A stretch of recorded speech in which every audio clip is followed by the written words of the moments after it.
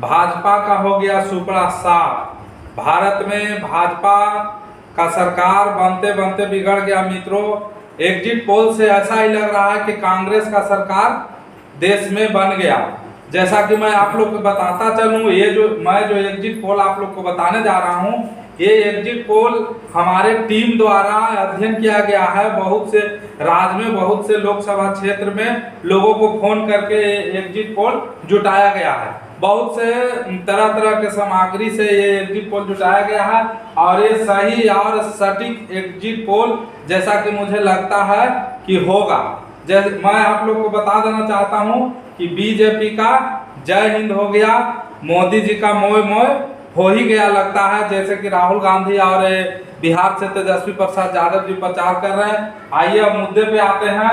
आपको तमिलनाडु में exit poll के हिसाब से एनडीए को 1 सीट और कांग्रेस के 38 सीट, उसी तरह से छत्तीसगढ़ में एनडीए को 5, कांग्रेस के 6, यूपी में एनडीए को 43 और कांग्रेस के 37, बिहार में एनडीए को 17 और उसी जगह कांग्रेस को यानी कि इंडिया गठबंधन को 22 सीट। उसी तरह से यूपी में भी आप देख सकते हैं 43 और इधर 37, यानी कि आदर्श के खाते में, अन्य के खाते में 0।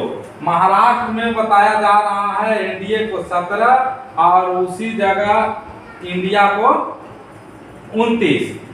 एमपी में एनडीए को यानी कि मोदी जी और राहुल जी के हिसाब से मैं चलता हूं तो मोदी जी के पार्टी को एमपी में, मध्य प्रदेश में 19 और कांग्रेस को राहुल गांधी को 10। पंजाब में मोदी जी को 1, राहुल गांधी को 8। पंजाब में जबरदस्त बढ़त लीड लिए हुए दिख रहा है कांग्रेस पार्टी। उसी तरह से हरियाणा में 3 और हरियाणा में 3 बीजेपी यानी भारतीय जनता पार्टी का जो भी गठबंधन का दल है वो सभी मिलाकर हरियाणा 3 और कांग्रेस को, इंडिया को 7। गोवा में 1-1 सीट दोनों को मिलते हुए नजर आ रहा है मित्रों।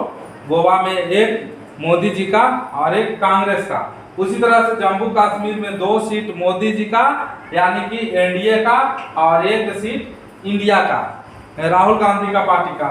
उसी तरह से गुजरात में, अगले बार गुजरात में सुफड़ा साफ हो गया था कांग्रेस वालों का, लेकिन इस बार कुछ उम्मीद का किरण जमा है, उम्मीद का किरण जगा है। गुजरात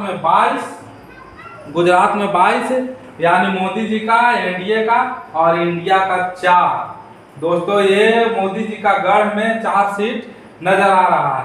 उसी तरह से तेलंगाना में इंडिया को 2 और एनडीए को 2 और इंडिया को 12 है। यानी कि दक्षिण भारत में कितने भी मोदी जी मेहनत किए उसके बावजूद भी दक्षिण भारत में मोदी मोय मोय हो गए। मोदी का मैजिक नहीं चला। कुल मिलाकर कहा जाए तो यही इसको कहा जा सकता है। अब आइए चलते हैं राजस्थान। राजस्थान में एनडीए को 15 और इंडिया को 10। यहाँ लगभग बराबर की मामला है। एक और आपको हम बता देते हैं, पंजाब में आप सोच रहे होंगे कि ये एनडीए को 1 मिला है और इंडिया को 8, तो फिर और सीट कहाँ गया? तो आदर्श को वहां 4 मिल रहा है पंजाब में। उसी तरह से असम में एनडीए को 5, इंडिया को 9, आदर्श 0। हिमाचल प्रदेश में 2-2 सीट दोनों के खाते में जाते हुए नजर आ रहा है। अरुणाचल प्रदेश में 1-1 सीट दोनों के, आदर्श के 0। उसी तरह से झारखंड में 5 सीट मोदी जी को और इसी 9 सीट कांग्रेस पार्टी को, गठबंधन को मिलता हुआ नजर आ रहा है। मेघालय में 1-1 सीट दोनों के खाते में जाते हुए नजर आ रहा है। दिल्ली में 1 सीट मोदी जी को। यहाँ पे जबरदस्त बदलाव हुआ है दोस्तों। यहाँ पे 1 सीट मोदी जी को और 6 सीट इंडिया गठबंधन वाले को यानी कि कांग्रेस पार्टी को मिल रही है यहाँ पे। उसी तरह से पश्चिम बंगाल में 8 सीट बीजेपी और 33 सीट इंडिया गठबंधन। इसमें ममता बनर्जी भी साथ में है। ममता बनर्जी और तमाम जितना भी दल एक साथ है, सभी लोग का ममता बनर्जी बोली है कि मैं बाहर से इंडिया को समर्थन करूंगा, इसलिए एक ही में सब 33 सीट यहाँ से इंडिया को मिलता हुआ है। अन्य के खाते में 1 जा रहा है। केरल में बीजेपी का सुफड़ा साफ। दोस्तों केरल में बीजेपी का सुफड़ा साफ नजर आ रहा है। यहाँ बीजेपी 0 पर आउट, और इंडिया को यानी कि राहुल गांधी को केरल में 20 सीट का बढ़त नजर आ रहा है। उसी तरह से मणिपुर में इंडिया को एनडीए को सूखड़ा साफ, और राहुल गांधी को 2 सीट मणिपुर में है, 2 का 2 सीट, यानी कुल कहा जाए तो 100% मणिपुर में राहुल गांधी और उनके खाते में 0। इसी प्रकार से अगर कर्नाटक को देखा जाए तो कर्नाटक में 10 सीट मोदी जी को, 18 सीट राहुल गांधी जी को, अन्य के खाते में 0। उत्तराखंड में 4 सीट मोदी जी को, 1 सीट राहुल गांधी के। तो राहुल गांधी लाख प्रयास करने के बावजूद भी उत्तराखंड में फेल हो गए, इसलिए कि उत्तराखंड में 1 ही सीट जो है वो मिल पाया राहुल गांधी जी को, बाकी 4 सीट चला गया वो एनडीए के खाते में, यानी कि मोदी जी के खाते में। अब आगे बढ़िए तो आंध्र प्रदेश में 4 सीट मोदी जी को मिलता हुआ नजर आ रहा है, और उसी प्रकार से एनडीए को 10। यहाँ पे भी कुल मिलाकर कहा जाए तो कुछ खास प्रदर्शन जिस हिसाब से हमारे मोदी जी बोल रहे थे उस हिसाब से आंध्र प्रदेश में भी उनका प्रदर्शन नहीं रहा। और आगे बढ़ते हैं उड़ीसा में बीजेपी अच्छा बढ़त बनाया है, वहाँ 6 उड़ीसा में 6 सीट बीजेपी को नजर आ रहा है, उसी जगह राहुल गांधी को 5, और वहाँ जो क्षेत्रीय दल है उसे 10 सीट। उसी प्रकार से आंध्र प्रदेश में क्षेत्रीय दल है उसे 11 सीट मिल रहा है। केंद्र शासित प्रदेश में 7 सीट है, 7 में 3 लेके बीजेपी जा रही है और 4 लेके एनडीए। तो कुल मिलाकर देखा जाए मित्रों तो कुल कितना वोट हुआ ये भी देखने वाली बात है।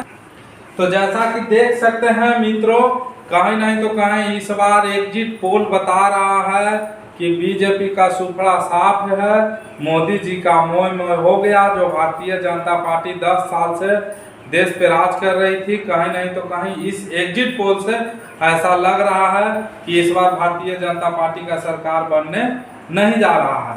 लगभग कुछ सीटों पर मेरा आकलन नहीं हो पाया है, जहां तक मेरा टीम नहीं पहुंचा या हमसे वहां तक संपर्क नहीं हो पाया, तो लगभग मैं आप लोग को आंकड़ा बता देना चाहता हूं कि एनडीए का फाइनल रिजल्ट लगभग 200 के आसपास, 200 या 210 या 215 यही आसपास में एनडीए का रिजल्ट है। इसी जगह पे जाके एनडीए रुक रहा है।